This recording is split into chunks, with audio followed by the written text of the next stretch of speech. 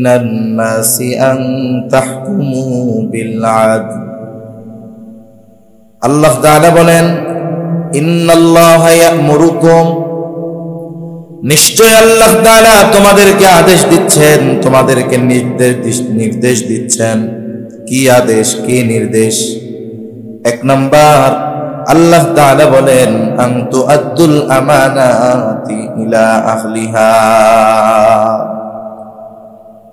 তোমরা আমানতদার হকদারের কাছে ফিরায় দাও। এখানে মূল উদ্দেশ্য হলো আল্লাহ তাআলার নির্দেশ যে তোমরা সবাই আমানতদার হয়ে যাও।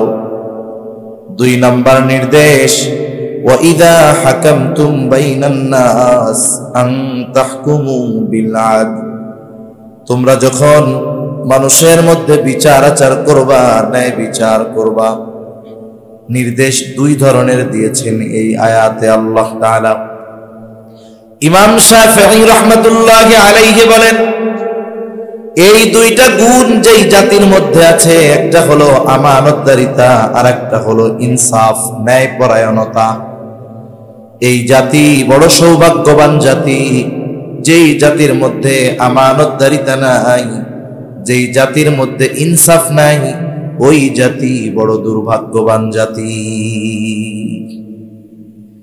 তাহলে এই আয়াতের মধ্যে আল্লাহ তাআলা কয়টা গুণের কথা বলছে একটু জোরে বলেন তো? সূরা নিসার 58 নম্বর আয়াত। এক নাম্বার আমানতদার হওয়ার কথা বলছে, দুই নাম্বার ইনসাফ তথা ন্যায় বিচারের কথা বলছে। আমানতদারিতা এটা গুরুত্বপূর্ণ একটা গুণ। রাসূল আকরাম সাল্লাল্লাহু আলাইহি ওয়াসাল্লাম আমানতদারিতার ব্যাপারে অনেক গুরুত্ব আরোপ করেছেন, গুরুত্ব দিয়েছেন। আমানতদারিতা এটা মুমিনের ভূষণ। যদিও এই আয়াতের শানে নুজুল অন্য একটা, শানে নুজুল বলতে গেলে লম্বা সময় চলে যাবে, কিন্তু মুফাসসিরিনে কেরাম বলেন শানে নুজুল যেটাই হোক সব ধরনের আমানত এই আয়াত দ্বারা উদ্দেশ্য। এই জন্য মূল কথা হলো আল্লাহ তাআলা আমাদেরকে সকল বিষয়ে আমানতদার হতে বলেছেন। আমানতদারিতা হলো মুমিনের ঈমানের অবিচ্ছেদ্য একটা অংশ। একজন মুমিন কখনো খেয়ানতকারী হতে পারে না, আর খেয়ানতকারী কখনো মুমিন হতে পারে না। এই জন্য রাসূল আকরাম সাল্লাল্লাহু আলাইহি ওয়াসাল্লাম আমানতদারিতার ব্যাপারে বলেন লা ঈমানা লিমান লা আমানাতা লা। নবী বলেন যার মধ্যে আমানতদারিতা নাই তার ঈমান নাই। একজন নিজেকে ঈমানদার দাবি করে কিন্তু তার মধ্যে আমানতদারিতা নাই, ও নিজেকে যত ঈমানদার দাবি করুক না কেন, নবীজি কি বলতেছেন যে ওর আমানতদারিতা নাই মানে ওর মধ্যে ঈমান নাই। কত গুরুত্বপূর্ণ একটা বিষয়। আবার এই আমানতদারিতা যাদের মধ্যে নাই তথা খেয়ানতের অভ্যাস যাদের মধ্যে আছে, নবীজি সাল্লাল্লাহু আলাইহি ওয়াসাল্লাম জানায় দেন খেয়ানত করা এটা হলো মুনাফিকের অন্যতম আলামত। রাসূল আকরাম সাল্লাল্লাহু আলাইহি ওয়াসাল্লাম আমাদের মুনাফিকের আলামতগুলো জানায় দিয়েছেন। মুনাফিকের আলামত এগুলা যখন কোনো মানুষের মধ্যে বিস্তার লাভ করে একটা সময় এই মুনাফিকের আলামতগুলো তার ঈমান ধ্বংসের কারণ হয়ে যায়। মুনাফিকের আলামত নবীজি সেই জন্য জানায় দিয়েছেন, আমাদের জানা আছে, এরপরেও আমরা একটু আলোচনা করি। মুনাফিকের এক নম্বর আলামত নবীজি বলেন ইদা হাদ্দাসা কাযাবা। মুনাফিক যখন কথা বলে মিথ্যা কথা বলে। ওয়া ইদা ওয়াআদা আখলাফা। মুনাফিক ওয়াদা করলে ওয়াদা খেলাফ করে। ইদা তুমিনা খানা। মুনাফিকের কাছে আমানত রাখলে খেয়ানত করে। আর এক হাদিসের মধ্যে একটা বাড়ায় আসছে ওয়া ইদা তাখাসামা ফাজারা। মুনাফিকের সাথে যখন কারো তর্ক বিতর্ক হয় মুনাফিক অশ্লীল মন্দ বকাঝকা করে। বাস্তবতা হলো আলামতগুলো মুনাফিকের, কিন্তু এইগুলো মুমিনের মধ্যেও পাওয়া যায়। নামাজি নামাজও পড়ে মিথ্যা কথাও বলে এমন লোক আছে না নাই? নামাজ পড়ে বকাঝকাও দেয় এমন লোক আছে না নাই? ওয়াদা খেলাফ করে, নামাজও পড়ে, এমন লোক আছে না নাই? নামাজি আবার আমানতের খেয়ানত করে, এমন নামাজি আছে না নাই? অনেক মানুষ আছে সমাজে যে মুনাফিকের এই 4 আলামত একসাথে ওর মধ্যে পাওয়া যায়। নাকি আপনাদের এলাকায় নাই এরকম ভালো মানুষ? সব জায়গায় কম বেশি আছে। মুনাফিকের আলামত যদি কারো মধ্যে বিস্তার লাভ করে, এক সময় তার ঈমানকে ধ্বংস করে দেয়। এই জন্য নবীজি সাল্লাল্লাহু আলাইহি ওয়াসাল্লাম আমাদেরকে মুনাফিকের আলামত গুলো জানায় দিয়েছেন, যাতে করে এইগুলো যদি আমাদের কারো মধ্যে থাকে বের করে ফেলি, নিজেকে পরিচ্ছন্ন করে ফেলি। তা যাই হোক, নবীজি জানায় দেন, যার মধ্যে আমানতদারিতা নাই তার ঈমান নাই। তার মানে আমানতদারিতা যদি না থাকে, ঈমানের মধ্যে অপূর্ণাঙ্গতা থাকবে। আর নবীজি জানায় দেন, আমলে যদি ত্রুটিও থাকে, ঈমান যদি খাঁটি হয়, তাহলে আমল যদি অল্প হয়, ওই আমল তার জন্য নাজাতের কারণ হয়ে যাবে। কিন্তু ঈমানে যদি ত্রুটি থাকে, আমল করলে তো থাকবে না। মনে করেন আপনি একটা ছিদ্র বালতির মধ্যে পানি ঢালতেছেন, তাহলে পানি ঢালবেন, ঠিক রেখে দিবেন, দেখবেন এক সময় আস্তে আস্তে পানি সব বের হয়ে গেছে, ঠিক কিনা কোন? কিন্তু আপনার পানির পাত্রে যদি কোনো ছিদ্র না থাকে, পানি যতটুকুই ঢালবেন ততটুকুই থাকবে। এজন্য আমরা যদি আমাদের ঈমানকে পোক্ত করতে চাই, পাকা করতে চাই, যেই বিষয়গুলোর ব্যাপারে সর্বোচ্চ গুরুত্ব আরোপ করার দরকার, এর মধ্যে অন্যতম একটি হলো আমানতদারিতা। এই গুণ পরিপূর্ণভাবে আমাদের প্রত্যেকের অর্জন করা দরকার। কিন্তু বাস্তবতা হলো, আমানতদারিতার ব্যাপারে আমাদের অধিকাংশ মানুষের স্বচ্ছ ধারণা নাই। না থাকার কারণে নিজের অজান্তে অনেক সময় আমরা খেয়ানত করে বসি, কিন্তু নিজেও টের পাই না। আগুনের কাজ কি বলেন তো? উড়াইয়া দেওয়া না?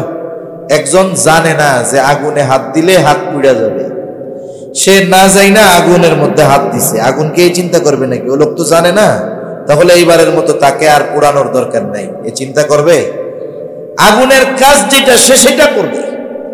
এজন্য আমি আপনি যদি আমানতদারিতার ব্যাপারে ধারণা না রাখি, এগুলো জানার দরকার, জরুরি দিন, এইগুলা জরুরি বিষয় প্রত্যেকটা মুমিনের জন্য। আমি না জানি তাতে কি, কিন্তু অপরাধ যখন হবে তখন আমার তো পাপ হতেই থাকবে, ঠিক কিনা বলেন? এজন্য আমরা আমানতদারিতার ব্যাপারে একটু জানবো, কোন জায়গায় কোথায় কি কি আমানতদারিতা হয়। যেই কয়েকটা বিষয় আমার জেহেনে আসে, মনে আসে, আমি আপনাদের সামনে বলার চেষ্টা করব। আল্লাহ তাআলা তৌফিক দান করেন, সকলে বলি আমিন। 1 নাম্বার আমানতদারিতা হয় লেনদেনের মধ্যে, আদান প্রদান, লেনদেনের মধ্যে আমানতদারিতা। একজন আমার কাছে কিছু আমানত রাখলো, আমি যথাসময়ে সেটা ফেরত দিয়ে দিলাম। লেনদেনের ক্ষেত্রে আমানত, এইটা কম বেশি আমাদের সকলের জানা আছে।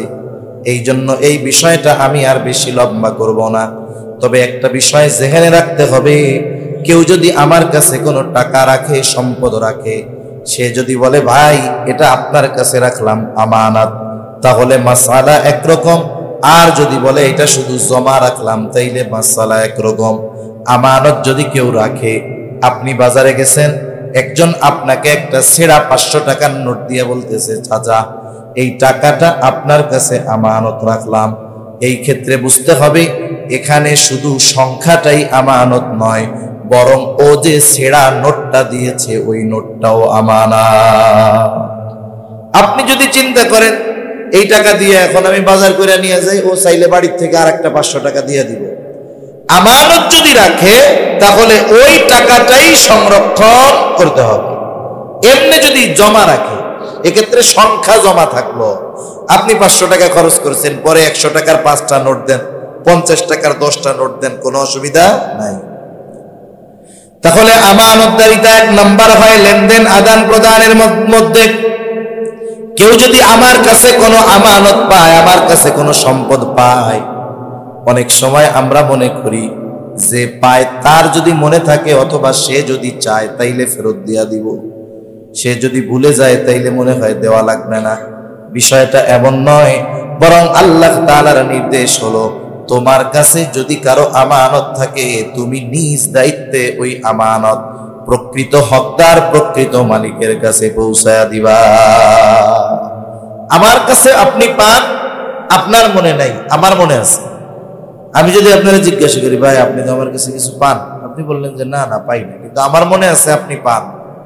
আপনি ভুলে যান সেটা ব্যাপার না, কিন্তু আমার কাছে যেহেতু আপনি পাও না, আল্লাহর নির্দেশ তুমি নিজ দায়িত্বে যে পাও না তার হক ফিরায় দাও। আমরা তো জানাটাই খায়া ফেলি, আর ভুলে গেলে তো আলহামদুলিল্লাহ, ঠিক কিনা বলেন? মানুষ আমার কাছে পাবে এটাই আমরা খেয়ে ফেলি, আর যে পাবে সে যদি ভুলা যায় তাই তো আলহামদুলিল্লাহ মনে মনে বলবো, যা কর মনে নাই, খুব ভালো হয়েছে। তাহলে 1 নাম্বার লেনদেনের মধ্যে আমানত, 2 নাম্বার কথাও আমানত হয়। রাসূল আকরাম সাল্লাল্লাহু আলাইহি ওয়াসাল্লাম বলেন, ইযা হাদাসার রাজুলু সুম্মা ইলতাফাতা ফাহিয়া আমানাতুন। নবীজি বলেন, যখন কোন মানুষ কথা বলে আর এদিকে সেদিকে তাকায়, ফাহিয়া আমানাতুন, ওই কথাটাও তার কাছে আমানত হয়ে যায়। অনেক সময় অনেক মানুষ আমার আপনার কাছে আইসা কথা বলে, গোপনে বলে, ডানে বামে তাকায়া এরপরে বলে। কেউ যদি কোনো কথা ডানে বামে এদিকে সেদিকে তাকায়া বলে, আমরা কি বুঝি? যে সে যেই কথাটা বলতেছে আমি ছাড়া এই কথাটা অন্য কেউ যেন না জানে। ওর বলা লাগবে না যে কথাটা আমানত, ওই যে ডানে বামে তাকাইছে এটাই কথাটা আমানত হয়ে যাওয়ার জন্য যথেষ্ট। কিন্তু আমাদের খাসলাত কি? আমার কাছে আইসা যদি কেউ বলে, হুজুর আপনার এই কথাটা বললাম, হুজুর আপনি আর কারো কাছে বললেন না, আমি শুধুমাত্র আপনারে বললাম, হুজুর আর কাউরে কইেন না।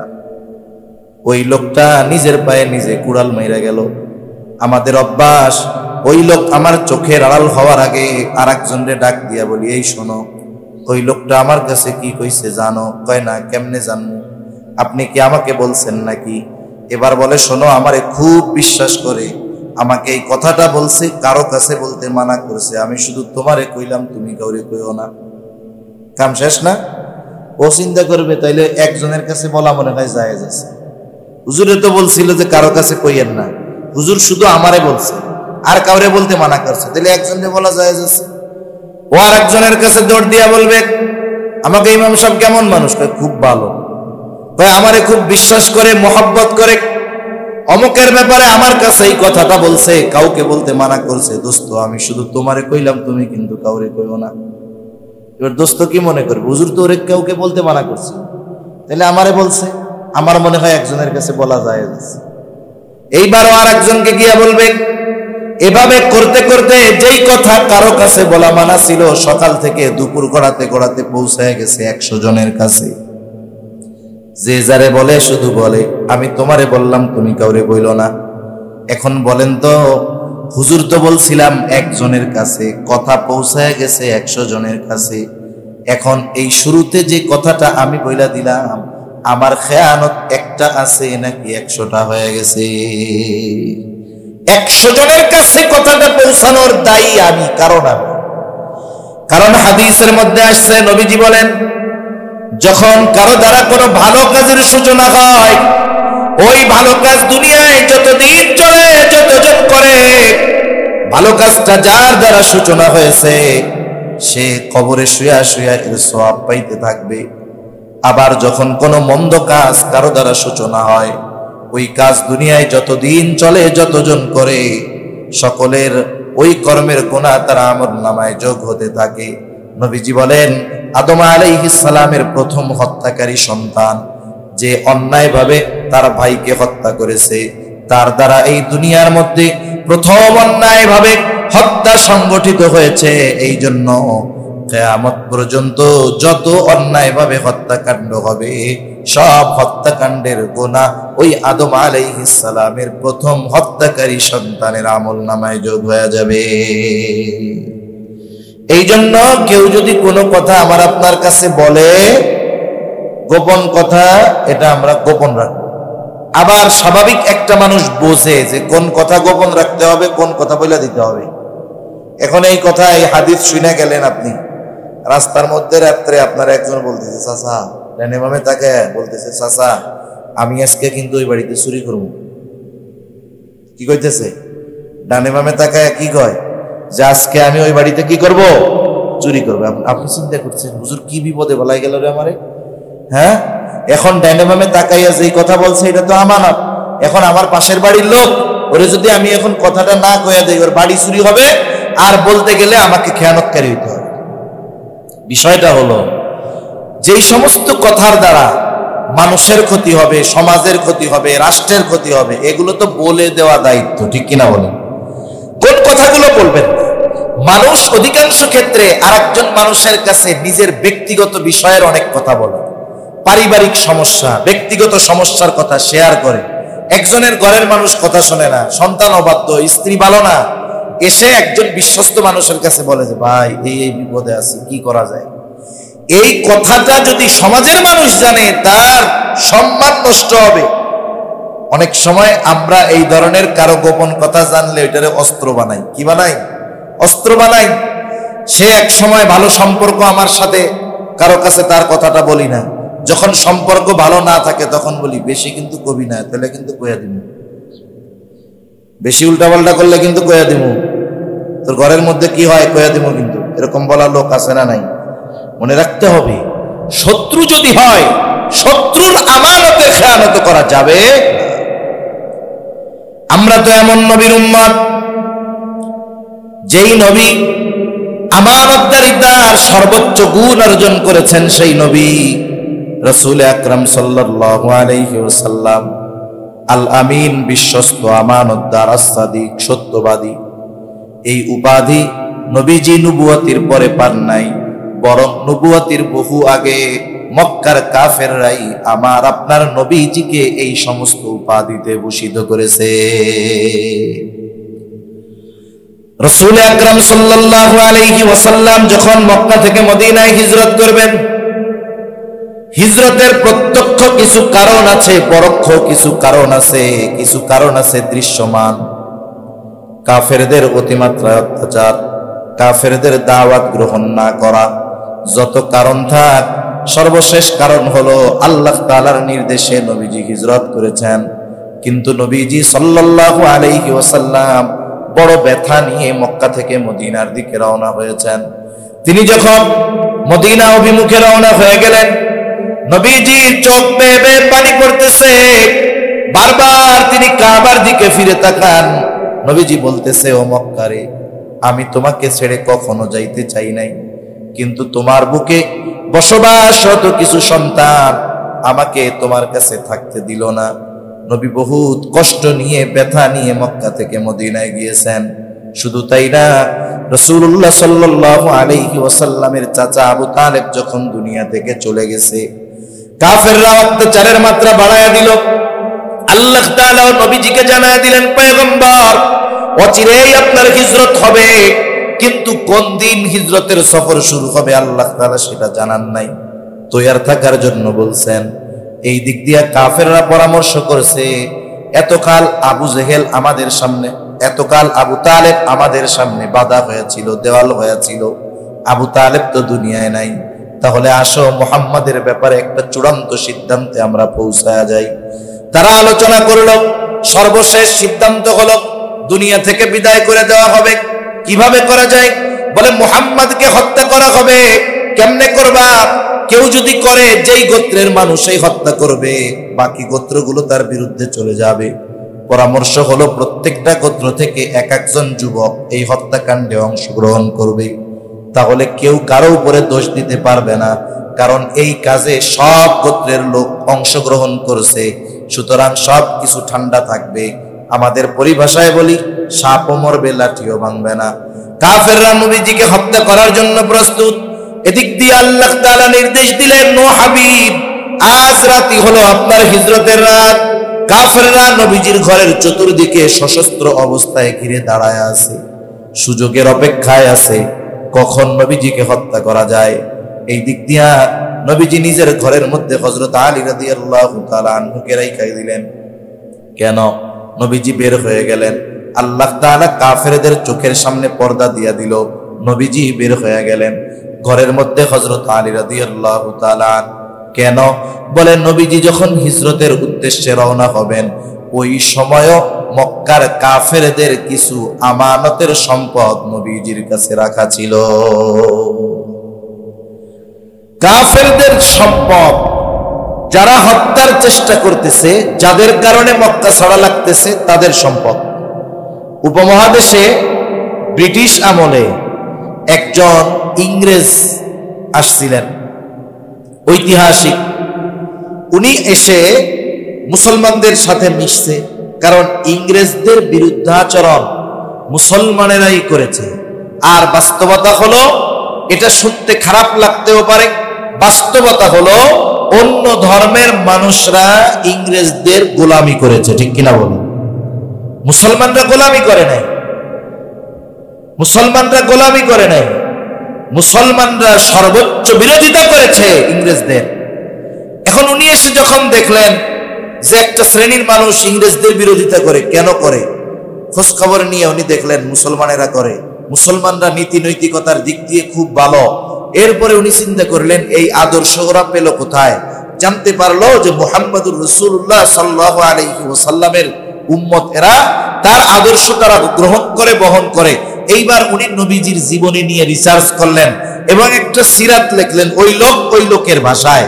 উনি ওইখানে নবীজির আমানতদারিতার ব্যাপারে এভাবে লিখতেছেন তার ভাষায় যে মুসলমানদের নবী মুহাম্মদ সাল্লাল্লাহু আলাইহি ওয়াসাল্লাম উনি এমন আমানতদার, বিশ্বস্ত ছিলেন যে তার ঘোর দুশমন একেবারে নিশ্চিন্ত মনে তার কাছে সবচাইতে দামি সম্পদটা হেফাজতের জন্য রাখত। সুবহানাল্লাহ। যে নবীজির সারাদিন বিরুদ্ধাচরণ করতেছে, নবীজিকে আঘাত করতেছে, ওই লোকটাও নবীজির কাছে সম্পদ রেখে নিশ্চিন্ত থাকতো যে আমি যতই তার বিরোধিতা করি না কেন, এই বিরোধিতার কারণে মুহাম্মদ কখনো আমার সম্পদের খেয়ানত করবে না। কেমন আমানতদার নবী ছিলেন!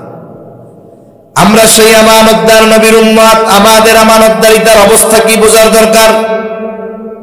তিনি শত্রুর আমানতের খেয়ানত করেন নাই, এই জন্য আমরাও কোনো দুশ্মনের আমানতের খেয়ানত করব না।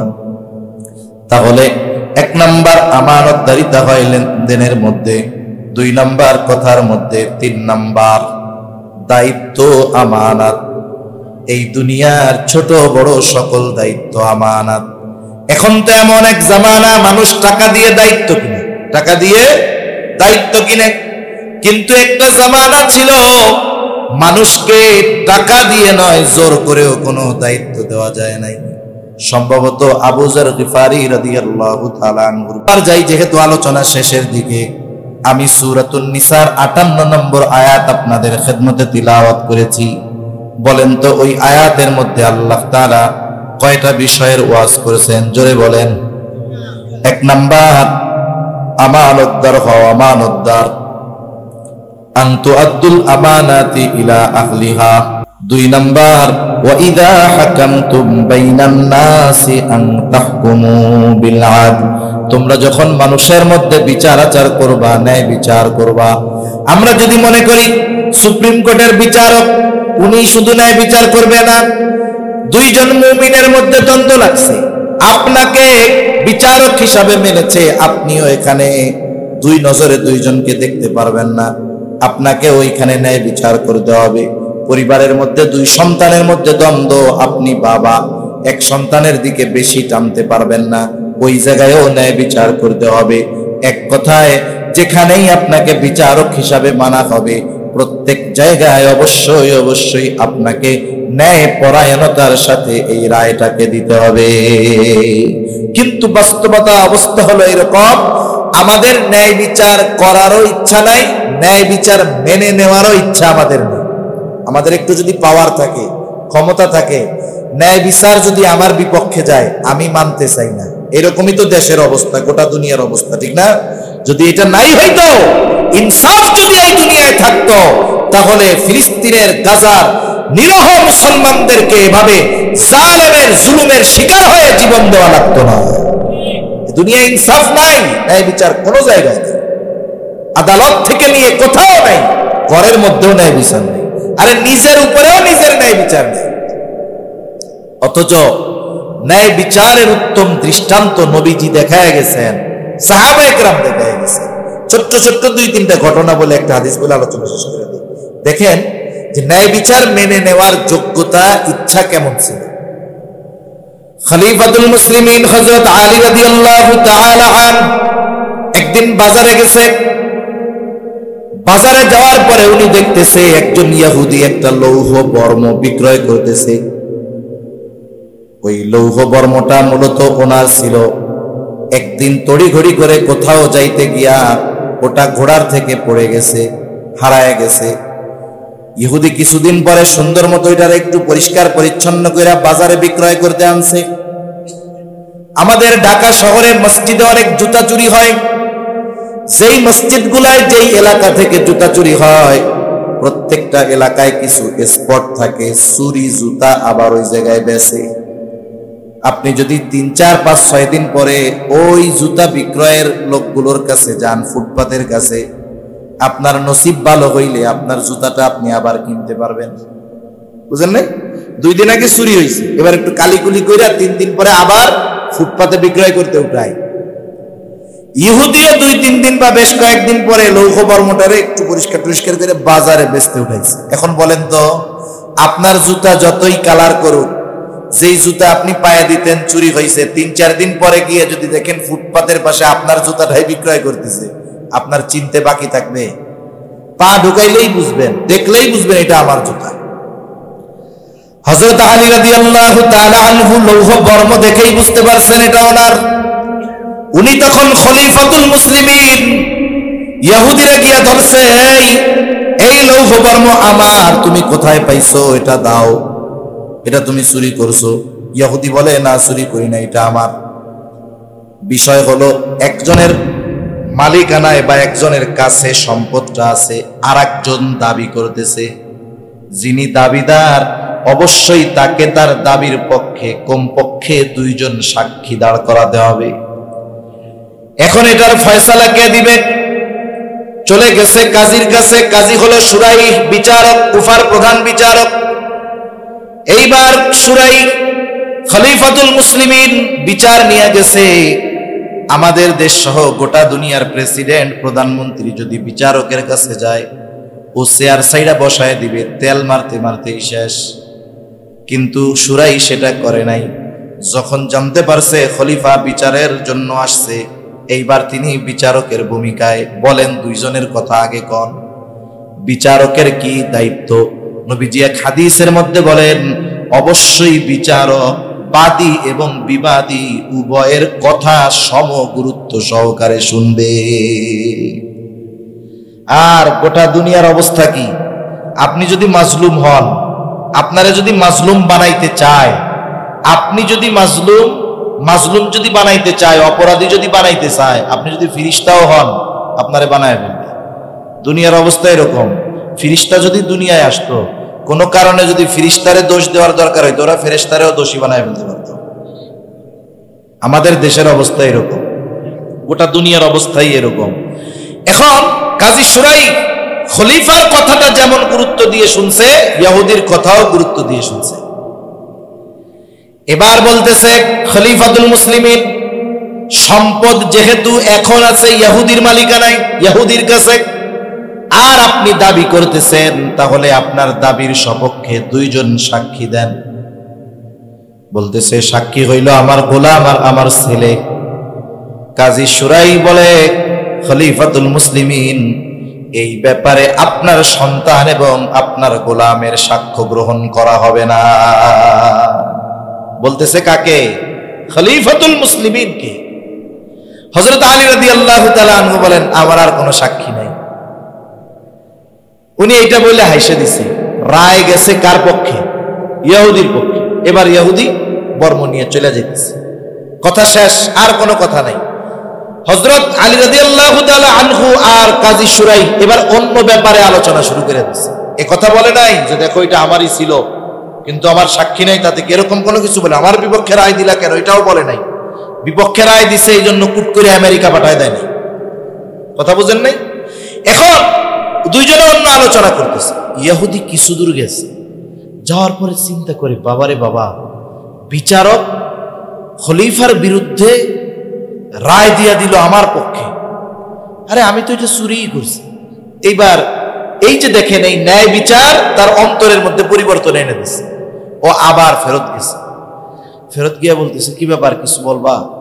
ইহুদি এবার বলতেছে, সত্য কথা হইল, একদিন খলিফা খুব ব্যস্ততার সাথে জানি কোথায় যাচ্ছিলেন, ওনার পেছনে এটা ছিল, ঘোড়ার পেছনে ওইটা পড়ে গেছে, উনি আর খেয়াল করেন নাই, চলে গেছে।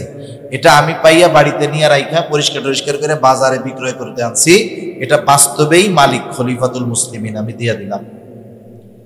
সাথে সাথে ইহুদি এই ন্যায় বিচার দেখে সে ঈমান এনেছে, ইহুদি ধর্ম ত্যাগ করে ঈমানদার হয়ে গেছে, মুসলমান হয়ে গেছে। দেখেন খলিফা ন্যায় বিচার মেনে নেওয়ার কেমন যোগ্যতা তাদের মধ্যে ছিল। আবার যারা বিচারক ছিল তেলবাজি তারা করে নাই, ইনসাফ এবং ন্যায় পরায়ণতার সাথে যেটা সত্য বাস্তব তারা সেটাই করেছে। আরেকবার হলো হযরত ওমর রাদিয়াল্লাহু তাআলা, উনি বাজারে গেছে একটা সাওয়ারি কিনবে, ঘোড়া কিনবে। একা আহলে কিতাবের কাছ থেকে কিনছে, খ্রিস্টান অথবা ইহুদি মুসলিমের কাছ থেকে। সুন্দর মতো দেখা দুইকা কিনছে। এইবার বাজারের বাইরে গিয়ে যখন ঘোড়ায় উঠতে গেছে, এখন থেকে ঘোড়ার পায়ের মধ্যে সমস্যা, এটা ওনারে নিয়ে চলতে পারে না। আবার ঘোড়াটারে নিয়ে ফেরত আসতে ইহুদির কাছে এসে বলে, তুমি আমারে ঘোড়া দিছ? ইহুদি বলে, না আমি আপনাকে ভালো ঘোড়া দিয়েছি। বলে, না তুমি আমারে খারাপ ঘোড়া দিছো। দুইজনের মধ্যে তর্ক বিতর্ক চলতেছে। একজন অমুসলিম তর্ক বিতর্ক করতেছে অর্ধজাহানের শাসক খলিফাতুল মুসলিমিন হযরত ওমর রাদিয়াল্লাহু তাআলা আনহুর সাথে। দুইজনের মধ্যে তর্ক বিতর্ক, সমাধান কে দিবে? হযরত ওমর রাদিয়াল্লাহু তাআলা আনহু বলেন, শোনো, তাহলে তৃতীয় একজনকে আমাদের এই বিবাদ মীমাংসার জন্য নির্বাচিত করো। মুসলমানদের ইনসাফ ন্যায় পরায়ণতা কেমন ছিল? ইহুদি নিজের ধর্মের কাউকে নির্বাচিত করে নাই, মুসলমানদের মধ্য থেকে একজন, ওই যে কাজী শুরাইয়ের কথা বললাম, তাকে বলতেছে যে এই শুরাই হলো আমার আর আপনার মাঝে এই বিবাদের মীমাংসা করে দিবে। শুরাই তখনও বিচারকের দায়িত্ব পায় নাই, সাধারণ মানুষ। এইবার শুরাই দুইজনের কথা সমগুরুত্ব দিয়ে শুনলেন। এইবার খলিফাতুল মুসলিমিনকে বলেন, ও খলিফাতুল মুসলিমিন, আপনি কি চান? হযরত ওমর রাদিয়াল্লাহু তাআলা আনহু বলে, আমি তাকে এই ঘোড়াটা ফেরত দিতে চাই। কাজী শুরাই বলে, সে ফেরত নিতে বাধ্য, তবে আপনি যখন তার কাছ থেকে যাচাই বাছাই করে দেখে শুনে ঘোড়াটা কিনছিলেন, কেমন ছিল? কয়, তখন তো ভালো ছিল। সমস্যা কখন হইল? বলে, বাজার থেকে নিয়ে বাহির হইছি, উঠতে গেছি, তখন এই সমস্যা। শুরাই বলে, খলিফাতুল মুসলিমিন, ও আপনার ঘোড়া ফেরত নিতে বাধ্য, তবে আপনি যেমন ঘোড়া তার কাছ থেকে কিনেছেন তেমনটাই ফেরত দিতে হবে। আপনি যখন কিনছেন তখন তো ভালোই কিনছেন, আপনিই তো কইছেন, সমস্যা তো দিছে আপনার কাছে যাওয়ার পরে, তাইলে ও ফেরত নিতে বাধ্য, তবে আপনি যেমনটা কিনছেন তেমনটা দিবেন। হযরত ওমর রাদিয়াল্লাহু তাআলা চুপ হয়ে গেছে, কিছু কয় না। পর মুহূর্তেই বলতেছে, হ্যাঁ শুরাই, এটাই ন্যায় বিচার। ন্যায় বিচার করছে, রায় চলে গেছে খলিফার বিরুদ্ধে। এইবার ওই লোকটাকে খলিফা শাস্তি দেয় নাই, বরং ন্যায় বিচারের পুরস্কার দিয়েছে। শুরাইকে বলতেছে, শুরাই, তুমি আজই চলে যাও, কুফার প্রধান বিচারকের আসনটা খালি, আমি তোমাকে আজকে ওইখানের জন্য নিয়োগ দিয়ে দিলাম। শিলমোহর চিঠি দিয়ে দিল কাজী শুরাই ওমর রাদিয়াল্লাহু তাআলা আনহুর মাধ্যমে কুফার প্রধান বিচারকের আসনে বসছে।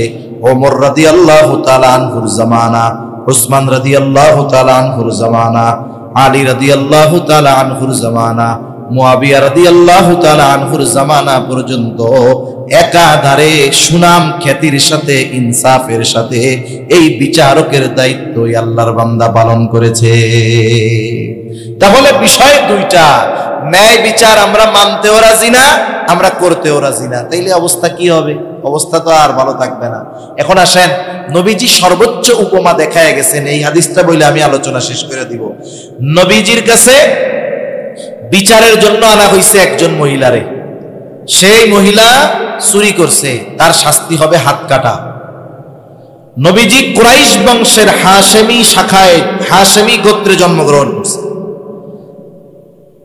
হযরত জিবরাইল আলাইহিস সালাতু ওয়াস সালাম বলেন, আমি পূর্ব থেকে পশ্চিম উত্তর থেকে দক্ষিণ ভ্রমণ করেছি, কোথাও কুরাইশ বংশের হাশেমি গোত্রের মতো সম্মানিত গোত্র পৃথিবীর কোথাও আমি পাই নাই। সুবহানাল্লাহ।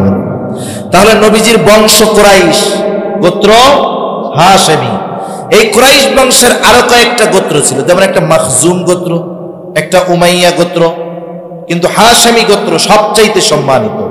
এই কুরাইশ বংশের মাখজুম গোত্রের একজন মহিলা চুরি করছে, নবীজির কাছে আসছে, বিচার হবে। নবীজি হুজরার ভিতরে, সাহাবায়ে কেরাম দেখতে পাইল যে ওই মহিলা হলো কুরাইশ বংশের মহিলা, মাখজুম গোত্র, কুরাইশ বংশের মহিলা। এখন যদি চুরির অপরাধে তার হাত কাটা হয়, কাফেররা বলা বলি করবে, দেখ কুরাইশ বংশের মহিলা, এটা চোর। আমাদের সমাজে মানুষের কিছু বদ অভ্যাস আছে, মনে করেন একটা বংশের থেকে বা একটা গোত্র থেকে একটা মানুষ অপরাধ করেছে, এই অপরাধের দায়ভার তার। কিন্তু আমরা অনেক সময় ওই ব্যক্তির অপরাধকে সামনে এনে ওই ব্যক্তির গোটা বংশকে, গোত্রকে ওই অপরাধের কাঠগড়ায় দাঁড় করায় দেয়।